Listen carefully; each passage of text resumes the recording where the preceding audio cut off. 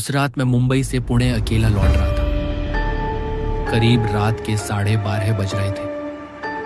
हल्की बारिश हो रही थी, सड़क पर धुंध थी और चारों तरफ अजीब सा सन्नाटा पसरा हुआ था।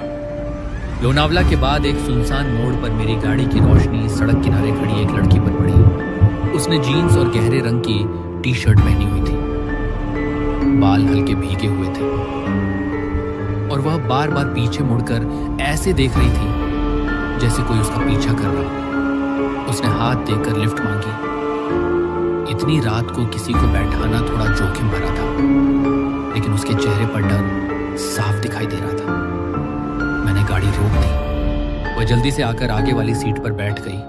धीमी आवाज में बोली, कृपया मुझे पुणे तक छोड़ दीजिए। मैंने गाड़ी आगे बढ़ा दी। कुछ मिनट तक सब बिल्कुल सामान्य रहा। फिर मैंने उससे पूछा, इतनी रात को यहां क्या कर रही थी? वह कुछ पल चुप रही, फिर बोली, गलत लोगों के साथ फंस गई थी, किसी तरह वहां से बचकर निकली हूं। उसकी बात सुनकर मुझे उस पर भरोसा होने लगा, लेकिन कुछ देर बाद मुझे उसकी तरफ देखकर अजीब सा महसूस होने लगा। वह लगातार सामने देख रही थी, एक बार भी पलक नहीं झपका रही थी। उसका चेहरा धीरे धीरे असामान्य रूप से सफेद और बेजान लगने लगा। मैंने घबराकर उसकी तरफ देखा। उसकी आंखें काली पड़ चुकी थी, जबड़ा असामान्य रूप से लंबा हो गया था और होठों पर एक विद्रूप डरावनी मुस्कान फैल गई थी। मैं डर के मारे स्टीयरिंग कसकर पकड़ लिया। तभी वही लड़की मेरी तरफ मुड़ी और बोली, क्या हुआ? आप इतने घबराए हुए क्यों लग रहे हैं? मैंने चौंक कर उसकी तरफ देखा। वह फिर से बिल्कुल सामान्य थी। सामान्य चेहरा, सामान्य आंखें, वही डरी हुई लड़की। मैंने खुद को संभालते हुए कहा, कुछ नहीं, शायद थकान की वजह से। लेकिन अब मेरे अंदर डर बैठ चुका था। कुछ देर बाद मैंने गाड़ी एक पेट्रोल पंप पर रोक दी। मैं पानी पीने बाहर निकला। दिल अभी भी बहुत तेज धड़क रहा था। तभी वह लड़की धीरे से बोली, शायद आप मेरी वजह से असहज महसूस कर रहे हैं, मैं पीछे बैठ जाती हूँ। मैंने कुछ नहीं कहा। वो खुद दरवाजा खोलकर पीछे वाली सीट पर बैठ गई। मैं फिर से पुणे के लिए निकल पड़ा। बारिश अब और तेज हो चुकी थी। सड़क पूरी तरह सुनसान थी। कुछ मिनट बाद मुझे पीछे से बहुत धीमी हंसी सुनाई दी। मेरे हाथ कांपने लगे। मैंने ऊपर लगे पीछे वाले शीशे में देखा। वही लड़की पीछे वाली सीट पर बैठी थी, लेकिन इस बार उसका चेहरा धीरे धीरे बदल रहा था। पहले उसकी आंखें काली हुई, फिर जबड़ा असामान्य रूप से लंबा हो गया। चेहरा सफेद और बेजान और होठों पर कान तक फैली हुई डरावनी मुस्कान।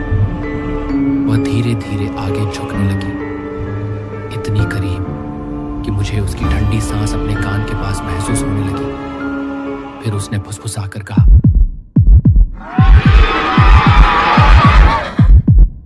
अब तो मैं पीछे भी बैठ गई, फिर भी तुम डर रहे हो? मैं डर के मारे चीख पड़ा।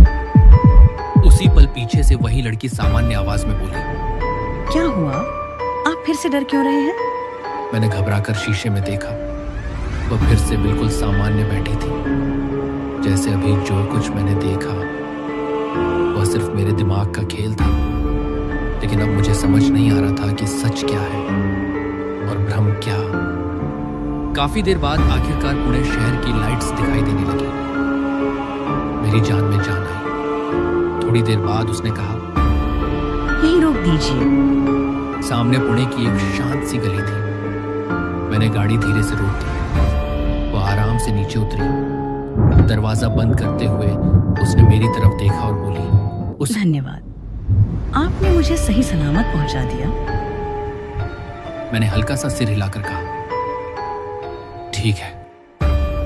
फिर मैंने गाड़ी आगे बढ़ा दी। जाते जाते जाने क्यों मेरा ध्यान ऊपर लगे पीछे वाले शीशे पर गया।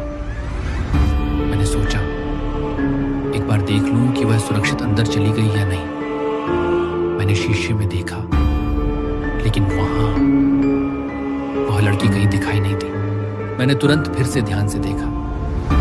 सड़क खाली थी, न वह लड़की, न उसके कदमों की आहट, न किसी के चलने की परछाई, जैसे वहां कोई उतरा ही ना हो। मेरे पूरे शरीर में सिहरन दौड़ गई।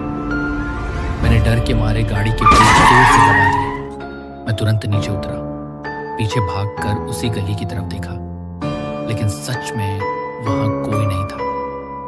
गली बिल्कुल सुनसान थी, सिर्फ हल्की हवा चल रही थी और सड़क पर बारिश का पानी चमक रहा था। मैं कुछ सेकंड तक वहीं खड़ा रह गया। मेरी सांसें तेज चल रही थी, क्योंकि अभी कुछ ही पल पहले मैंने खुद उसे अपनी गाड़ी से उतरते हुए देखा था।